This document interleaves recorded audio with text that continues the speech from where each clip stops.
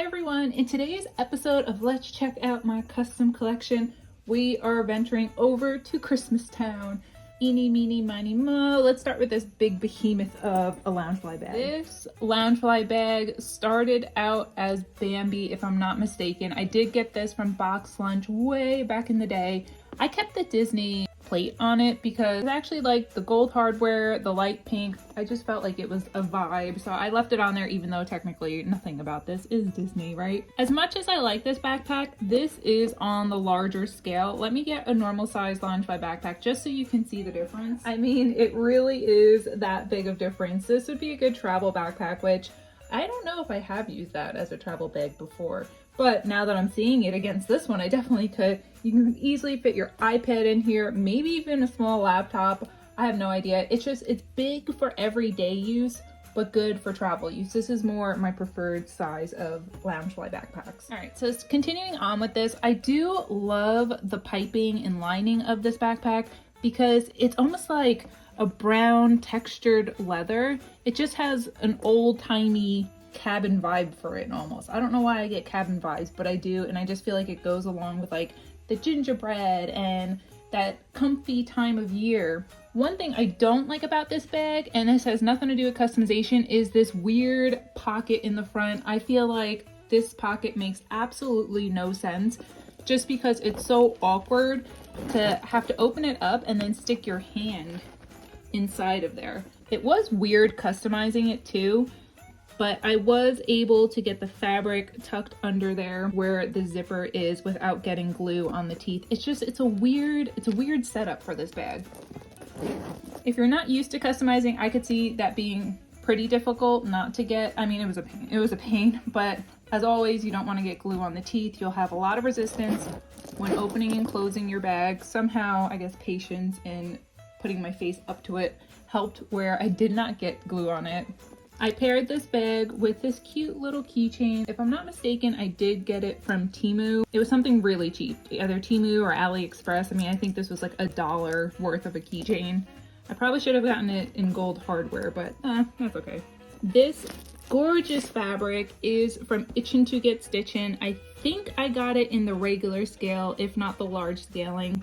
And scaling just means the size of it. They also have like small, micro, it just depends on your project. Let's flip it over to the side. One of the things I like about it is we have side pockets. I am a big fan of side pockets, so I can almost forgive the front pocket because it has the side. These are the little Christmas icons that I chose to have on this pocket, and we'll just wrap this around the top so you can see all the gumdrops and hot cocoa mugs, and it will bring us to this side pocket, which of course I had to have the gingerbread up front and center. I just love everything about this print, even to the snowflakes, how they have almost like a mint color to them instead of just being pure white, which then helps everything else stand out more. And it's always super easy to cover panels like this because you literally just tuck it in to this little seam over here, so where your pocket meets this, tuck, tuck, tuck. And it doesn't matter if you want to do the bottom first or the side pocket first, it's just preference of how you'd want to do it. Either way, it works out. This part of the straps matches the nameplate, so it's a really pretty light rose gold, and then we have the brown straps, the fabric going all throughout that very large back panel. And this is how the top of the back of the backpack looks like. My memory serves me correct because it's been a very long time. I do believe the inside lining was the solid rose gold pink. Yep, it was the solid rose gold pink indeed. We have a nice zipper pocket, which I'm always a fan of.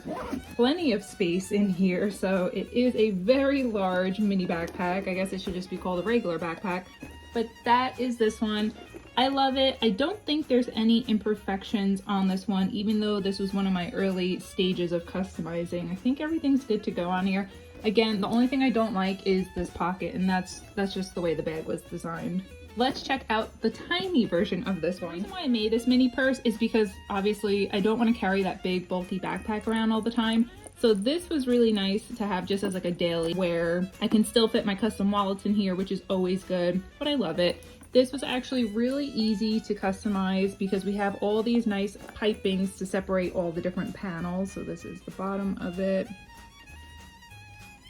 You can tuck it over here, and if you get glue on this part of the zipper teeth, it doesn't matter. You'll never fully open your bag like that. Because this is a crossbody bag, we do not have side pockets, although in the future I think that would be a pretty cool idea if Loungefly did that.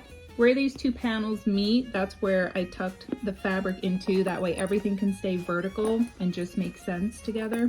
One thing that I'm just noticing that I've never noticed before, and it's been so long, I don't know if I did it on purpose, but I ain't mad at it. I did the exact same panel on this as this one, which I think that's pretty cool how spot on it is between where the gingerbread house is, where this cookie is, that cookie, gingerbread, cupcake, cupcake. Oh, that's pretty interesting. Even here, it's like flip-flopped. On this front panel, I love this pin. I'm not typically a pin person. I will always say that. So if you see me have a pin, that means I super duper love it. This is an adorable peppermint mocha gingerbread mug, and we have Mickey in his winter getup standing right next to it. I believe this was also from Box Lunch. This is where the nameplate originally was too. I could have left a Disney nameplate on here. I just felt like it's so small and condensed. I rather, if I'm gonna have anything, have this. It goes with the flow and it doesn't take away from the bag or cover up anything.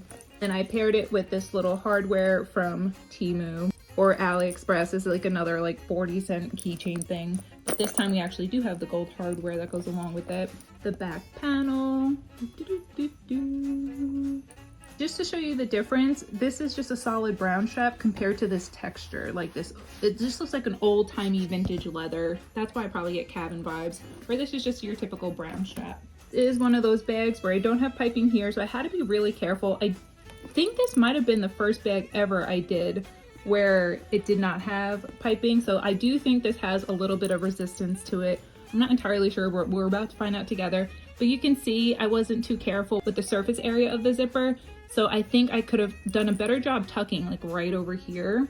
So if I hit resistance, it's probably going to be in this section. You can just see with the whites on either side of the zipper how it kind of decreases in that area. All right, so not too bad. It could have been a lot worse. And of course, if you guys can see it, the inside is Pokemon. So that's our little homage, our little nod to what the bag originally was.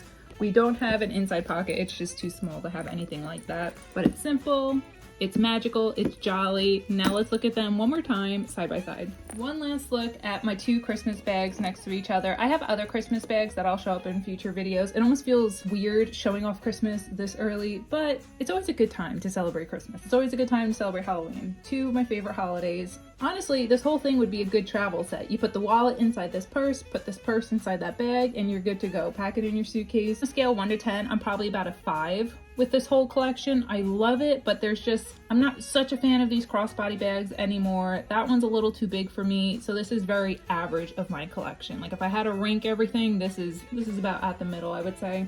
Don't love it, but don't hate it. Out of the two, I'd probably pick this one. I probably want more space than less space. Let me know what you guys think. Thanks for hanging out with me today. If you want, feel free to like and subscribe. And until next time, bye friends.